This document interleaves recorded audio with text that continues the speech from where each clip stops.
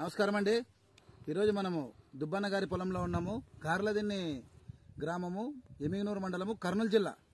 మన దుబ్బన్న గారు దాదాపు 3 ఎకరాల దాకా సాగు చేశారు. సింధు అనే పత్తి గింజలు మనవి. సింధు అనే పత్తి గింజలు మొత్తం 3 ఎకరాల దాకా సాగు చేశారు.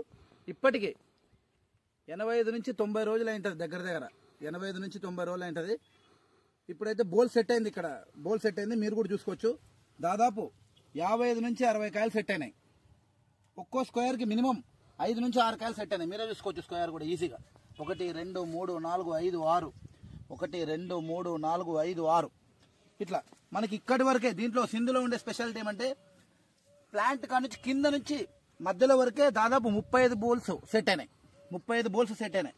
ఫార్మర్ కూడా అందుకే హ్యాపీగా ఉన్నాడు.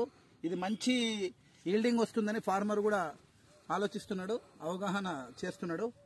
మనం కూడా అదే చెప్తున్నాం, ఫార్మర్కి మంచి ఈల్డ్ వస్తుందనే చెప్తున్నాము. ఇప్పుడు దాదాపు అయితే బోల్ సెట్టింగ్ అయితే కొంచెం పూర్తయింది. ఫార్మర్ కూడా హ్యాపీగానే ఉన్నాడు. సంతోషం.